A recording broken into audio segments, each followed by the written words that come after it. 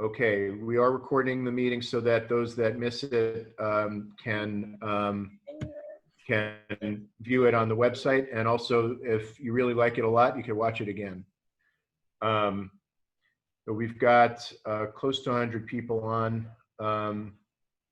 So I think we'll get started because a lot of people are on lunch break right now, and we want to move this thing along. So I'm Jason Rabinowitz. I'm Secretary Treasurer, Teamsters Local 2010. And thanks everybody for being on with us. We have our whole bargaining team here on the screen. A couple of the team members, we don't see them. They didn't turn on their camera because they didn't want to clean up their house or something. But I think most everybody you can see. Thanks to everybody for being with us. I'm going to open up with a couple of details about our tentative agreement, and then I'll turn it to Drew, our skilled trades director, to add what he wants to add, and then the team, our bargaining team, will have a few words to say, and then we'll open it for questions. At any time, if you have a question, you can type it into the Q&A at the bottom of your screen, or if you want to ask a question live, you can hit the raise hand thing at the bottom of your screen, and we'll call on you to ask your question. Also, more information is available on our website, teamsters2010.org. The full text of the TA is on there, and a lot of other information. And you can always, of course, talk to your team members or your union rep. Also, our union reps, Mike Sharon and Jose Fuentes, are on the meeting as well. So people know that we were in bargaining. Our team worked very, very hard over a period of months. We put together a strong campaign around winning back the steps, and we made significant progress in our bargaining, also legislatively with our bill and everything else. And then this COVID crisis hit us, and obviously that changed everything in terms of the outlook for bargaining. The reason being that, as people know, that this pandemic turned into an economic crisis and then a budget crisis for the state of California. So CSU has lost a lot of money through this crisis because of lost revenue in terms of tuition, housing and dining, parking. They anticipate more losses over the next couple of years. Also, the budget involves significant cuts. We saw the state workers, not at CSU, but the state workers that work directly for the state, looking at 10% pay cuts, which may be in the form of furloughs. And so that's the situation that we're in. So we saw that the other big unions at CSU took extensions. CSU took a 2-year extension, which was very straightforward, just an extension, no reopeners, no nothing in it. And then the faculty took a 1-year extension. Their extension had a reopener that would be triggered if other bargaining units or executives got pay increases, then they would reopen wages. That's what the faculty got. And then several of the other unions followed the CFA, the faculty model, and got similar extensions with similar reopeners. Our team calculated that the best reopener for us to get would be one tied to the budget. If the CSU's budget situation improves, then we get a reopener on wages and benefits. And what it says is that if the base budget improves over 2019 to 20, then we get a reopener in either one of the years of the extension. And the reason that that's important is because it excludes any kind of special one-time expenditures, because all of those went away. All of those one-time expenditures went away. So we don't want those included in the calculation of whether they got an increase or not. So if the base funding increases, then we get a reopener. So the current budget just passed, and you guys can see our Genius research assistant, research analyst, Alex Fermi, is on the line, and he'll say in more detail than I can about the budget. But the bottom line is the budget that the governor just signed has an increase in it, which is which stays there only if the federal stimulus money comes through in its entirety. So there is an opportunity for us to have our reopener triggered on the basis of the budget, but it's going to depend on the HEROES Act being passed with all of the stimulus for higher education in there, which we hope it will be. That's in Congress right now. And by the way, if you haven't written your congressman yet on that, you can do that by going to our website, and everybody should do that because it's very important that that passes. So at any rate, the reopener that our team negotiated the extension that our team negotiated. It's a 2-year extension.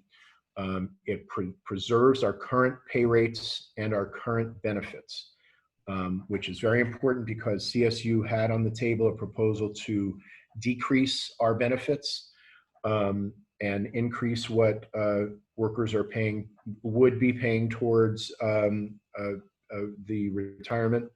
And so we rejected that, but we don't want them to try to push that through and impose that on us. We also don't want them to try to impose on us any other takeaways to wage rates or anything else. So this protects us from any takeaways to our wage rates or our benefits. It also does not have an increase in it unless one of the reopeners is triggered, and then we go back to the table and bargain for raises. So there is a chance that the reopener will be triggered this year. It could be triggered next year. We're glad that we negotiated reopeners on the budget, which none of the other unions did. All the other unions got Me Too's basically. But you know, everybody can, if you think about it, we'll all realize that if every union only got a reopener that's a Me Too, then that doesn't help anybody, because no one would then get a raise because everyone would have a Me Too pointing at everybody else. We're the ones that got a reopener based on the budget. And if that's triggered, then others, and if we bargain a raise, then other unions would be in a position to trigger their reopener. The other positive about this extension is that it will align our contract expiration with CSU, so we can continue to coordinate strategy with the biggest union at CSU, as we have been doing, and we take another run at the steps. It also coordinates our expiration date with the other Teamster contracts at UC, UCLA Skilled Trades, UCSD Skilled Trades, and CX, the big clerical unit at UC, which puts us in a strong position 2 years from now to really come back and improve on the situation, hopefully after the economy's improved by that time. The other thing about the extension is that it does require CSU to sit down with us and negotiate a framework for the steps. And obviously it doesn't require them to agree to any kind of steps for the period of the extension, unless there's a reopener. I don't think steps are a realistic thing right now, given the situation with the budget, but we hope that it will be once the situation improves. So overall, the team believes that this is a strong deal that protects our rights during this very, very challenging time, at a time when the state's looking at 10% cuts, 40 million people are out of work. There's layoffs and cuts all over the place. This protects our position from takeaways that could be with us for a long time. And so from that point of view, it's a positive. I also want to add, because we just learned of this and everybody should know, we'll be sending out more information about it. But late last night, we received a letter from the CSU indicating that they are looking at potential layoffs across the entire CSU system in every bargaining unit and every non-represented group. They're looking to impose layoffs around 4 to 6%. Salary savings is what they're looking for based on the budgetary situation. And they've told us that they're willing to talk to us about alternatives. Our position has been that there should not be layoffs, that they should be using their reserves. and also that they should be looking at alternative to layoff, including insourcing work that's been contracted out, including using the reserves and looking at other areas of savings. The university's position is that they are going to use their reserves, but they're only going to use about half of them in the first year because they want to save some of their reserves for subsequent years. So we are going to demand to bargain with them the effects of this notice, and we're going to demand that they look at every alternative and explore every alternative before imposing layoffs. We expect that one of the alternatives that CSU will propose, because they told us this informally in a meeting we had with the chancellor's office yesterday, is potential furloughs. They talked again informally, and we want everyone, whatever we know, we're going to let the membership know. They talked about 1 day a month furlough. So one of the things we're going to be doing is to have discussions with the membership and surveys of the membership as to what people's views are regarding that versus layoff, and so that we have an understanding of what members' views are on this. In our union, what the members want is what we do. So at any rate, these are very, very challenging times. Our union has been fighting very hard. We're glad that we were able to hold off on any layoffs or reductions in time through this fiscal year. We were able to win paid leave and all the other things that we've been fighting on. We've been fighting very hard on safety issues. But now our attention turns to fighting to prevent or minimize layoff as much as possible. And that's going to be our focus. So anyways, thanks. I want to thank our team. We have a very strong team. You can't see some of them right now, but they did a tremendous job in bargaining and will continue to do so. There's Chris. All right. Everyone else, show your face. Okay. All right, so I'm going to turn it to Drew to add whatever more he would like to say as Skilled Trades Director, and then the team can chime in. All right, there's Matt. At least he says that he's Matt. With the mask, we can't really be sure, but all right, I'm going to turn it to Drew. Drew, take it away. Thanks. All right, thank you, Jason. And I'd like to say thank you to the whole team that was involved in getting this through this part of our bargaining until the COVID hit. As you all know, our bargaining was cut short due to COVID-19 pandemic.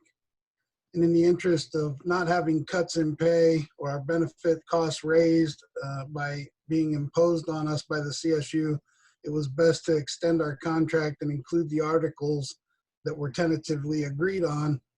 And those articles were 5, 19, 21, 26, 27, 29, 30, 31, and 32. To give a brief summary of those articles, Article 5, effective agreement was status quo. Article 19, leaves of absence without pay, changed language to include requirements of state and federal acts, which is the CFRA and the FMLA. In 1911, added or registered domestic partner in 19.13. Article 21, outside employment, was a status quo TA. Article 26, apprenticeship program. Add completion of apprenticeship consideration for open positions within the classification that the apprentice went through in 2611. Article 27, training and development. Add the word registered to Article 27.12 through Article 27.14. Article 29, work incurred injury and illness. Add the word with to 29.5. Article 30, layoff. And I go into detail on this one due to the fact that the CSU is talking about layoffs. And here we have a bargaining session that included Article 30 layoff. And I just wanted to make sure everybody knew that it's to delete 30.5 and renumber, and then delete the date effective July 1st, 1996, and it's just ongoing in 30.12. capitalize the word president in 30.19 and 30.20, change the word employee to employees, and the number 3 to the word 3 in 30.26. So it doesn't really change any of our Article 30 layoff. It's still all in place and there. Article 31 was a savings clause, was status quo. Article 32, duration and implement, changes effective date to June 30th, 2022. And then the side letter addressing the reopeners for 2021 and 2022. So I just wanted to make everybody aware of that. These T8 articles will also be included in the link for when the paperwork goes out for the vote, and they'll also be, the TAs will also be listed at the website. So you'll be able to actually see the changes before you vote on it. But at least that way you can see the TAs that we got before COVID hit, and then the TA on the side letter agreement and the extension.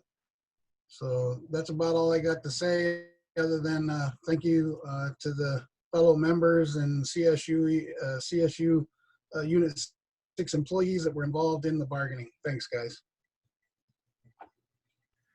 Did Matt or Cal or anybody want to say a few words? Any of the bargaining team want to speak?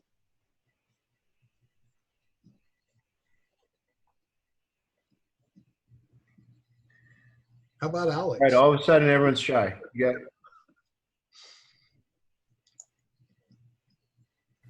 I can go if other, I mean, maybe others can chime in after me, but yeah, I can go ahead and just talk a little bit about the budget situation since Jason referenced that earlier. But I'm Alex Fermi, the research analyst for the local.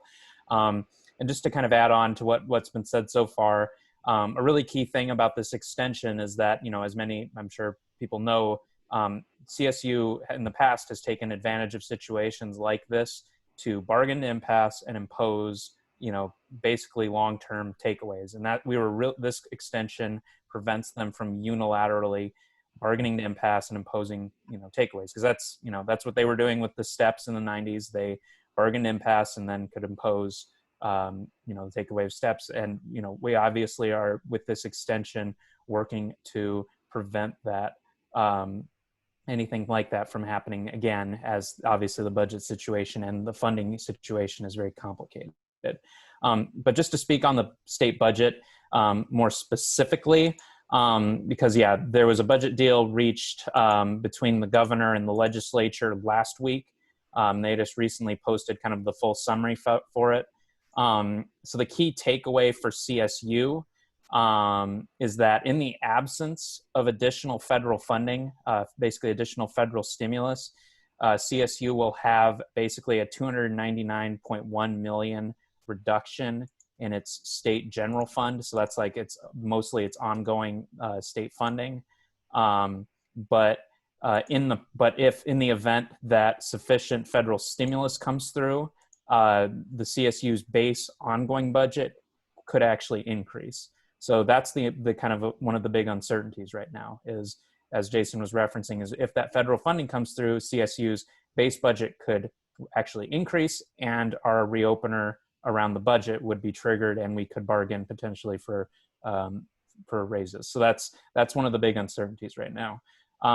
But just to speak more broadly about the funding situation and the challenging times that we're all facing right now, you know, so this potential state budget cut comes on top of the fact that CSU has already been experiencing losses due to the moving to remote instruction and moving the students off the campuses. They'd been reporting, the numbers I'd been hearing are in the hundreds of millions in losses from a combination of declines in revenue and increased costs associated with moving to remote instruction. So, you know, this is the kind of complicated reality we're in, where, you know, we can move to mitigate some losses in some areas, but there have been substantial losses in others. But key takeaway is that, you know, contingent upon federal funding, CSU's state budget allocation could go up and we could reopen. So that's going to be very key. But you know, the situation is challenging and, you know, we're going to be working around the clock to to deal with this, and it's something we're all going to be having to do together to get through this crisis. So that'll be my piece there.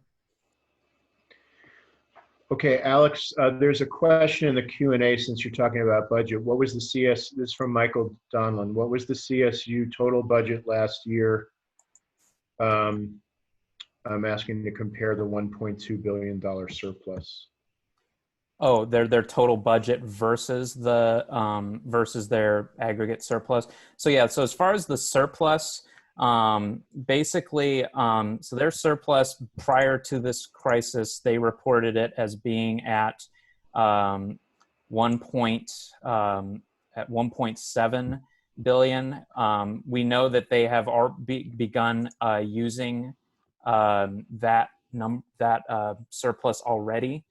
I'm double checking the number for their state allocation from last year to make sure I am not forgetting something. Oh, wrong thing.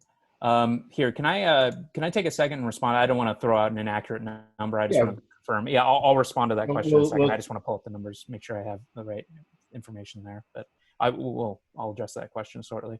But they have indicated to us they are planning on using a portion of their reserves to offset some of their losses, but they're arguing that they need to be prepared to spread out the reserves over multiple years.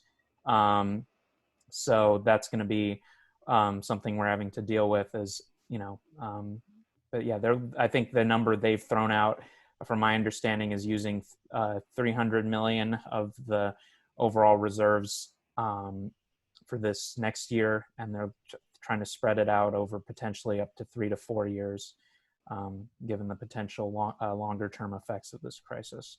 But I'll respond to the rest of the question later. Okay, other team members want to say something before we take more questions? Yeah, it's Matt Mason here in Sacramento. Hopefully you can hear me okay. Yes. I just want to, point out in the fact that the budget is, so waiting for funding from the federal government due to the HEROES Act. And so what everybody needs to do is contact their representatives and their leaders and stuff in Congress in their own districts, following the links on our Teamster webpage, and have them, we want to impose upon them that we're the voters and we want them to pass this HEROES Act in order for the federal to refund the California, budget. And when they do, refund the California budget of this money spent on COVID, then that's when our budget will be fully funded. And, so it's a trickle down. We definitely want the HEROES Act to be funded so that the CSU is funded and all the states get their money back and stuff for the COVID work as well too. So that's, we want to impress upon, our representatives to pass the HEROES Act. Thank you, Matt. Very, very important. Okay, others on the team want to say something? This is Jose. I want to address one of the questions about the 1.2 billion surplus. So each campus has a reserve fund that goes into that surplus. So it's not the whole entire system. I mean, it's not the chancellor's office that has the 1.2 billion. It's actually consists of what all the campuses reserves are. And basically in this pandemic, they are dipping into their reserves to offset some of the budget fallbacks that they've experienced with the shortage of housing, students not being in the housing, no parking being paid, some auxiliary services closing. So the 1.2 billion is out there, and each campus has a surplus, but they are using that to some of that money is being used to offset some of their budget shortfalls. Yeah, so, and there's some questions, thanks to Jose for that. There's some questions in the chat on the surplus that CSU has from Ken. So yeah, CSU got caught with a very large $1 billion slush fund When we were in bargaining, this was a big issue that we were raising with them when they said that they couldn't afford our economic proposal. We told them, look, you've got over $1.5 billion in reserves. And now, since this crisis has hit, our position has been you need to use those reserves before you talk at all about any kind of cuts or layoffs to workers. And so CSU's position now, CSU's position now is that they will be using those reserves, but those reserves, but they don't want to use them all in the first year because they anticipate there may be budgetary problems over the next couple years. So they want to use a portion of their reserves this year and save some for later years. What's in the reserves isn't enough to cover the shortfall in the budget. So that's their position. Now, let me tell you what we're doing. So we got this letter late last night saying that they want to talk to us about potential layoffs or furloughs. And keep in mind, none of this has happened yet. We have not received a layoff notice yet. We have not agreed to any furloughs, obviously. We haven't agreed to anything. And we won't until we go through a whole process, which includes talking to the members and figuring out what members' opinions are about this. But we will. We already told them we're going to demand to bargain the effects of this letter. We're going to meet with them most likely on Wednesday of next week. We are going to demand information, all of the financial information around the budget and the financial issues and so on. We're also going to be demanding that they look at all alternatives, including insourcing any contracted work before they look at any kind of furloughs or cuts. So we'll be taking very strong action around that. And so people need to remember, this is all just proposals now. Nothing has actually happened in terms of any kind of layoffs. They still have to follow the contract because assuming that we pass this extension, they still have to follow the contract and with the layoffs, provide the 60 days notice, follow all the requirements in there. We will hold them to every one of those requirements. So at any rate, these are all the things that we're going to be doing to push back hard on any kind of proposals around layoffs. We have some more questions in the. Hey, Jason, can I speak just for a second here? Yeah, please go ahead, Cal. We're on furloughs, and I don't know if we in mood point out, but we had made some good progress with step conversations. And in fact, just early March, we finally got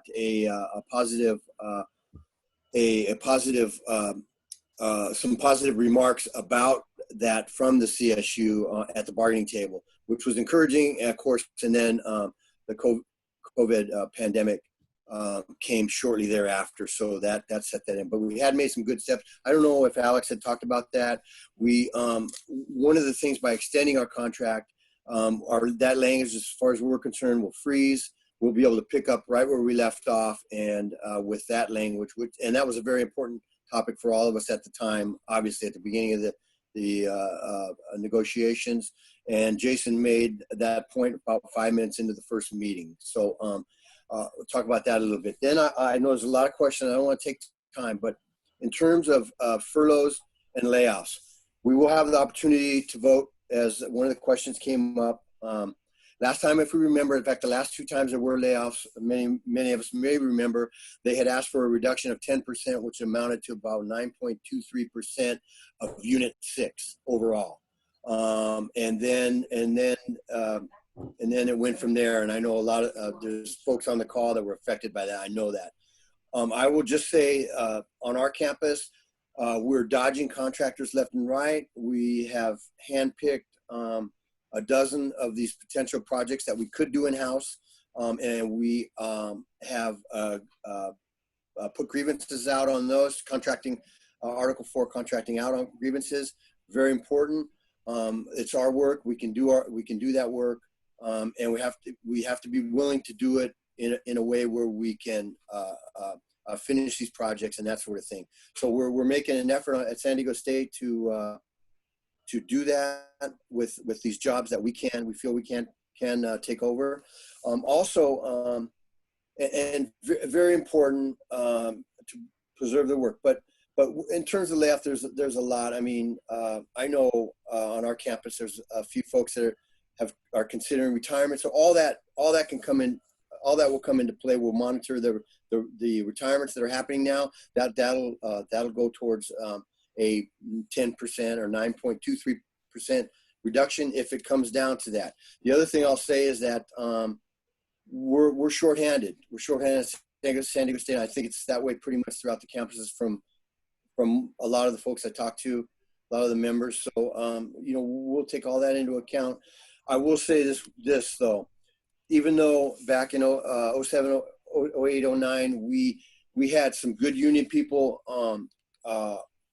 at the table, some good leaders. And with all the good intentions, we still couldn't avoid it. Although we knew we had plenty of work on campus to keep us busy throughout the furlough layoff time period.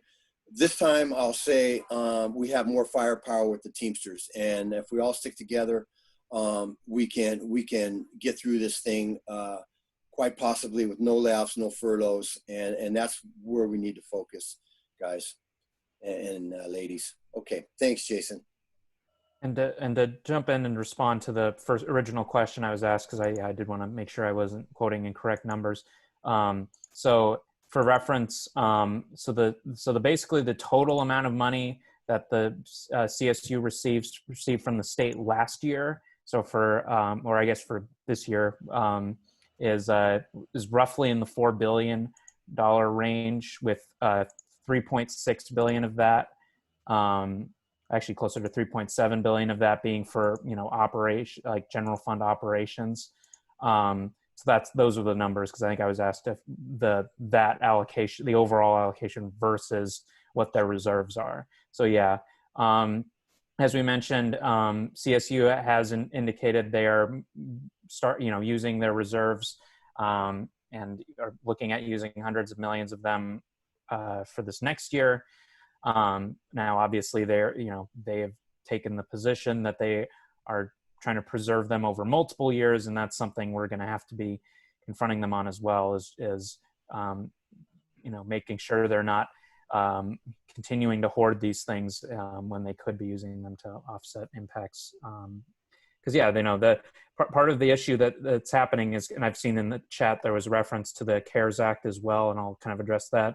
Because the CSU did receive, as a system, did receive some money under the previous stimulus, the CARES Act, which half of which has to go to student aid, and then other half can go to operations.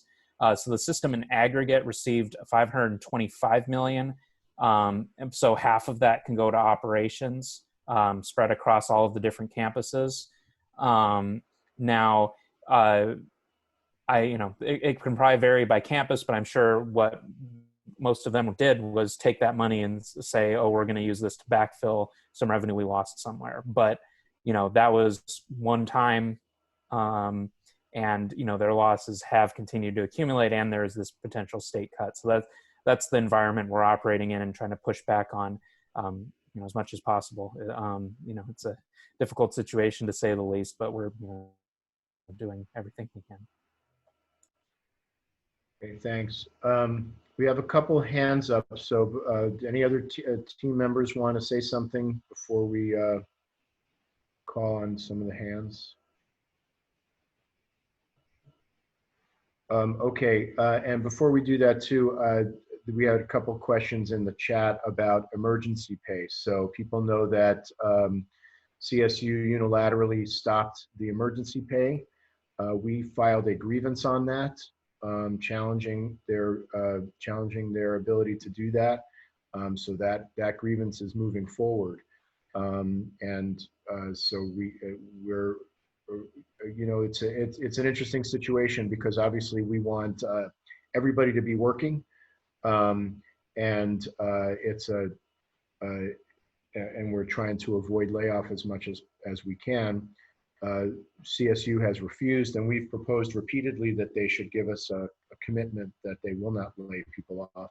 And obviously now they've said the opposite, that they plan to impose some layoffs. So we're going to push forward on the emergency pay. We'll proceed with that grievance. We'll see if if that also helps to create some pressure that they do the right thing in terms of layoff. Okay, yes, and Fausto, you're welcome for that. But yeah, so we're pushing through on emergency pay. The other thing I want to point out, which we haven't mentioned specifically, but of course we're going to vote the extension. So members will get the opportunity to vote yes or no on this extension agreement. The team is recommending a yes vote. But in Teamsters Union, we're a democracy. It's up to the members whether to approve this. And so you'll be hearing more about it. We're going to do an online electronic voting, but we want to really urge everybody to vote. The team recommends a yes vote, but very important, everybody should vote. You'll be hearing more details about how to do that shortly. Question, what about paid separations? From Daniel Pugmire. I think, Daniel, you're asking about kind of like incentives to early retirement, that sort of stuff. So that is, obviously something we would consider as an alternative to layoff. If there's a early retirement incentive type of program that would be in the interest of our members, both those interested in taking a retirement and those that would be saved from layoff because of that, we would be definitely interested in looking at that, but that has not yet been put on the table by the employer. Another question that came through is, can we use vacation for furloughs? Of course, keep in mind, there's no furloughs that have been agreed to yet, but if there were a furlough program, that would certainly be something that we could look at putting in there. It would depend on because our contract doesn't, remember, our contract doesn't say anything about furloughs, doesn't authorize furloughs. We can only do furloughs if the union agreed to it as an alternative to layoff. And that would be, again, based on what the members want, what the members find to be most favorable. So I see Michael, we have 3 hands up. Michael Middleton. Okay, Sherry. Okay, it looks like our host Amy has put everyone in the queue here. So Michael, you want to go ahead, and then we'll take Sherry? I was just going to ask about the golden handshake or anything for retirement. You just answered it, Jason. They haven't offered it, but Humboldt did see this coming down, and they did offer some. So I was wondering if all campuses are going to take that up. Can I speak on the golden handshake? Because I was just at a meet and confer at Humboldt for the early exit program, and I did ask about the golden handshake. The golden handshake has to be an initiative brought on by the governor, and any campus that wants to participate in that can enroll into that program, but it needs to be initiated by the governor's office. Am I correct on that, Drew? That's what I've heard, or that's what I've read, is that it's initiated by the governor's office, that he has to be the ultimate one to say whether or not they're going to do it. But didn't Humboldt go and offer 6 months of pay? Did anybody want to retire before a certain date? Yeah, that's pay. That's not service credits. That's pay. Okay, that's all I want to know. But Humboldt is doing something. So they're doing the early exit program. That's what it's called. Okay. And Sacramento, the president the other day mentioned it as well about our interest in that. So that may be something that may be coming to all the campuses. So, and again, Mike, we haven't had that proposal for system-wide. It has been discussed at some campuses. Obviously, we would be open to that if it's proposed in a way that's favorable to the membership. Okay, Sherry. Sherry, you want to go ahead, and then we'll take Brandon? Sherry, you're muted if you're talking. I was just wondering about the golden handshake also. So Oh. thank you. Okay, Brandon? Yeah, can you hear me? Yes, sir. Okay, just making sure I wasn't muted. I heard you guys talking about the CSU with possible 4 to 6% layoff, and then also 1 day a month furlough, which would add up to about 10%. But No, it's one Can or they- the other. oh, one or the other. Okay. Yeah. I'm sorry if I wasn't clear. They Okay. want savings of between 4 to 6%, and they've told us they'll do it through layoff under our contract, but they would be willing to look at alternatives. And one of the alternatives they floated was furlough. So, and it would be 1 day a month of furlough. So, which would be the equivalent in terms of Okay. savings for them. Okay, and it'll be, and like you guys said, it'll be to where we vote either furloughs or layoffs, like all through all the campuses. We'll vote on that, right? So what we're looking at doing is a survey of the membership to see what people's preferences are, what people's opinions are. Last time, Drew can speak to this better than I can. Last time the membership decided, or the SETC back then decided to go with the layoffs and reject furloughs. Yeah. I think people have different opinions about whether that was a good decision or not. Yeah. But we want to see what the members think. I was a union rep when that happened here at Stanislaus, and yeah, you're correct that we voted on the layoffs, and we had a few people affected, but I got the voluntary program put in place here to where people were able to donate. It was like a voluntary furlough to save their jobs, and we were able to keep a couple guys on like 20 hours a week with their benefits, and then when things got better, they got back on full time. So it worked out for us here. But yeah, Okay. that was all that was my only question. Thank you. Thank you, Brandon. Hey, Brandon, so I would want to ask you, which way would you want to go? And I don't know, Jason, do you think maybe we should add something for people to vote on when we send out this extension on the contract, to put whether they would be for or against layoff or furlough, or however you want to word this thing, so that when people do vote on the contract, they can actually have input as to which way we go, furlough or layoff? Yeah, we can either vote it at the same time or do a separate survey. Either way, I think is fine, but we'll make sure that members vote it their preferences. Yeah. Were you asking my opinion, Drew? I'm sorry. Yeah, I was asking what you think your campus would want to do, whether you guys would want to furlough or layoff. You know, probably most would be layoff. I don't know, because that's the way it got voted last time. But myself, I'm all for furloughs. I don't like to see anybody get laid off myself. But not everybody. Some people, a 5% pay cut would really hurt them real bad. So everybody's situation is different. I can afford a little bit less money and still get by, but everybody's different. So I don't, as a whole here at this campus, I couldn't tell you which way we would go, but probably more would vote on layoff, because a 5% cut, if we got 20 guys, that means we're only going to lose one person. So everybody with seniority, or most of the people that have seniority, are going to vote layoff because they're not worried about their job. Yeah. I don't know. Everybody's different, but anyway, thank you. Okay, thanks, Brandon. Ken asked in the chat, what is the plan if the contract is not approved by the membership? So if the membership does not approve the contract extension, then what happens is we go back to the table, and we'll see what we can bargain for. I think what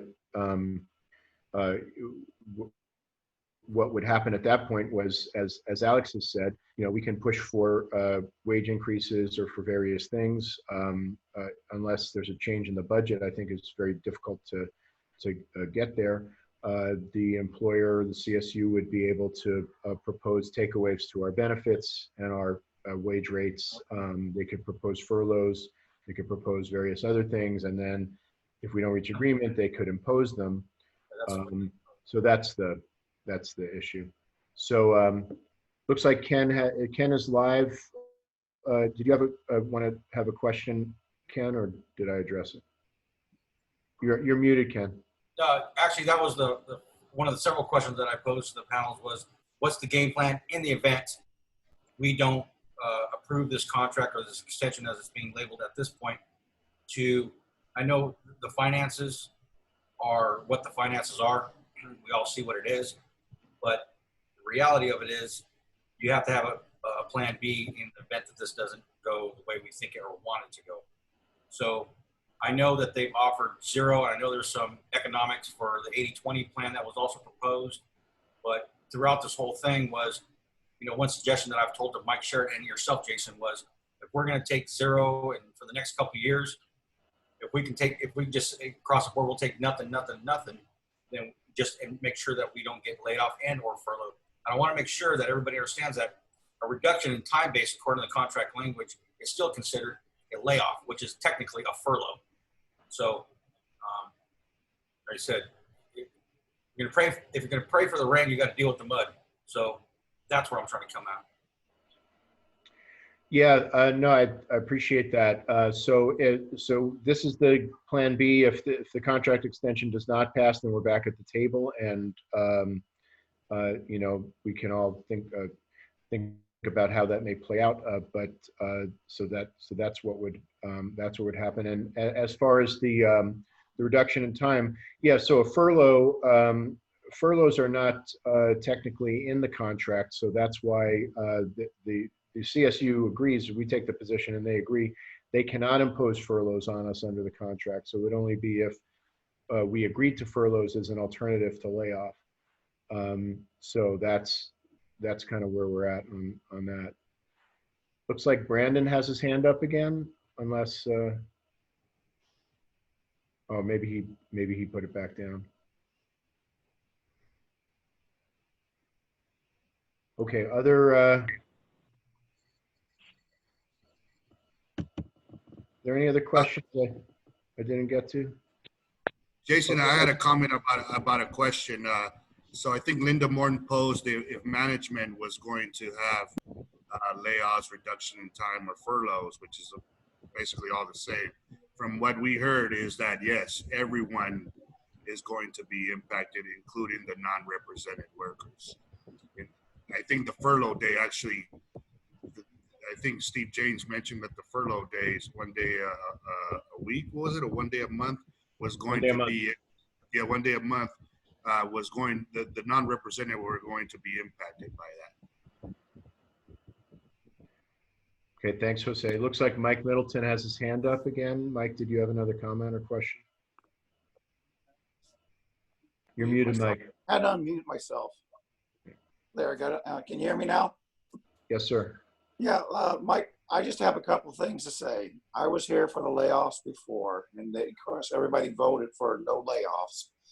But with the way the budget times are right now and protecting the contract, I hate to say, but we need to prove this tentative agreement, in my opinion, myself, and don't want to then put it in impasse, because once they put it in impasse, they're going to impose whatever they want on you, right?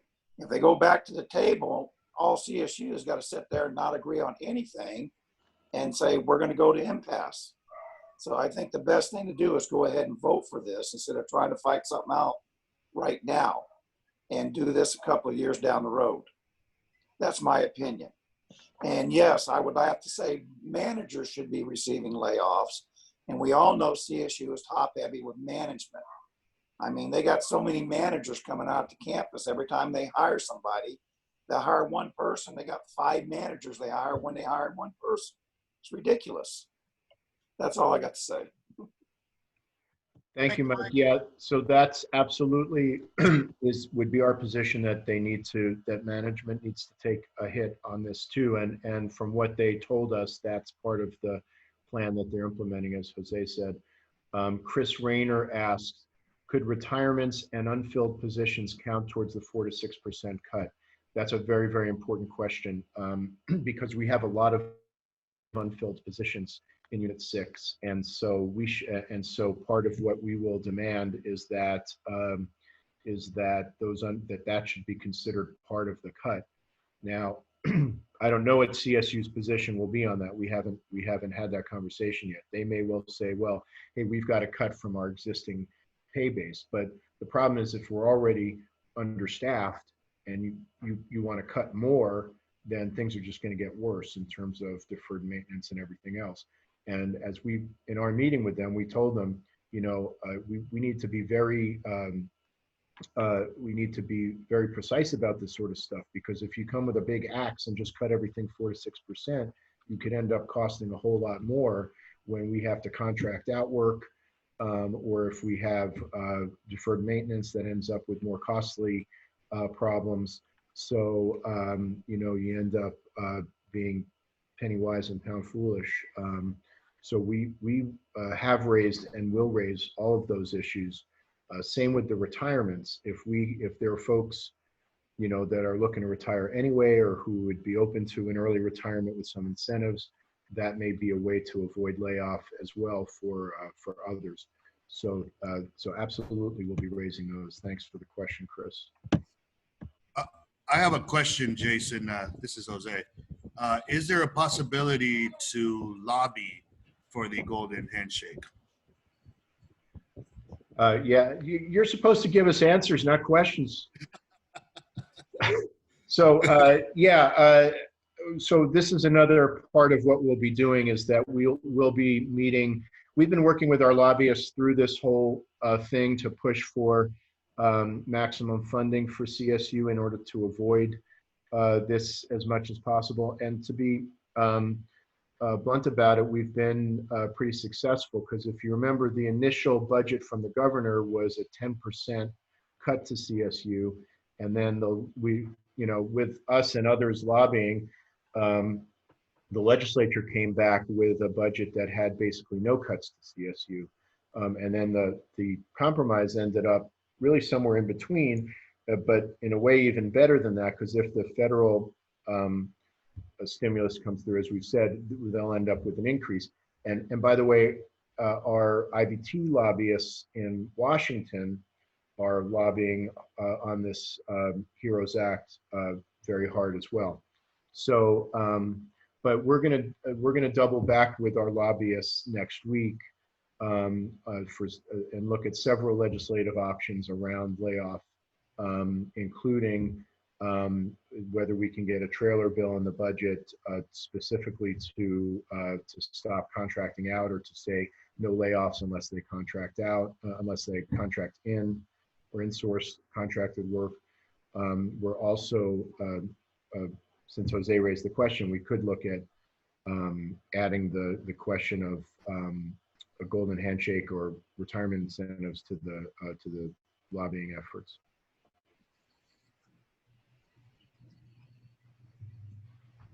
Okay, we're coming up on an hour. Are there any more questions? I see Ken's got his hand up again. Amy, you want to put Ken in the speaker here? Go ahead, Ken. Has there been, I know that nationally there's been this big push to defund the police, which I'm not, I don't agree with that. I think we all knew that. Need, local law enforcement and stuff. I think they do a good job. There are some mistakes out there that are being made, but most campuses, I can't speak for all of them, have a police department on there. So there's been any discussions on utilizing the $2 million or whatever, there's got to be a couple $1 million per campus for police funds, and start utilizing the local law enforcement for, that work instead, to add to the discretionary budget per campus. Yeah, I haven't heard of, we could have a whole meeting, of course, around these issues of justice and policing and everything else. Some have said that the universities and the K-12 should not have their own police forces and so on. We have not called for that. And I haven't heard that although our union has taken a stand for racial justice and against police violence, and but we haven't we haven't called for defunding the police or for eliminating the police from the university. And I don't know that any of the CSUs have actually moved towards doing that. Even if they did, I don't know if it would save significant money that could then be used for other operations, because you'd still need to use the funding. You know, if let's say you take away certain functions from the police department, you still have to have somebody doing those functions, whether it's social workers or mental health professionals or what have you. So, so from a budgetary standpoint, you know, only here on this campus, it's $2 million plus a year. So that could do a lot of good for, and again, I don't want those people to lose their jobs either, but it should be something that is at least addressed, because $2 million can go a long way in the current circumstances that we're in now. Yep. Okay. Yeah. No, I haven't heard that the university is looking at that or moving in that direction. Thank you. Okay. Thanks, Ken. All right. I don't see any other hands up. We're coming up on an hour. We'll give a last call for anyone that has a question to type it into the Q&A or to raise your hand. If not, if you have more questions that you think of, feel free to, you can contact your rep or your bargaining team members. You can always email me. And also you can always write into the website, Teamsters2010.org. Okay, you have, okay, Hector Gomez says, with Unit 5 here on campus, with Unit 5 here on campus, if they lay off employees, would that count with a percentage for the layoffs? So Hector, what they're talking about doing is 4 to 6% cuts across every unit, every bargaining unit. So what they're saying is they're trying to get those savings for every unit and also for unrepresented and management as well. So that's what they're looking at doing. Okay, Fausto says, thank you for the update. You're welcome, Fausto, and thanks to the team and for everybody for all that you've been doing. Amy put in the chat our email address for the Teamsters, info@teamsters2010.org, so feel free to email us there. And look out for more information on your email from us about the fight to deal with the layoffs, and also the voting on the contract extension. Anything else, Drew, before we? Actually, this is Amy. Go ahead, Amy. Did we mention the process of the voting at least a little bit? I didn't hear it mentioned, but. It will be electronic, and more details will come out about it to you by email. If you have more detail you want to share, Amy, you can go ahead. This is Amy Barrower, our communications director, who's been running this meeting, by the way. Thank you, Amy. Okay. Hi, everyone. I just wanted to mention that you'll receive an initial email from Teamsters 2010 that will give you some more details on the vote, which is tentatively running from July 9th through the 16th. And that will tell you to be on the lookout for an email from the website that is running the vote. So look for that. It'll have all the details in it. We want to make sure that everybody votes. So be on the lookout for that email with all the details. Great. Thank you, Amy. All right. Well, thanks everybody for spending your lunch hour with us on this important topic, and look forward to seeing everyone in person very soon when we're able to do that. Everyone stay safe, stay well, have a great July 4th weekend, and look forward to seeing everybody soon. That'll do it. Thanks, everyone. See you later.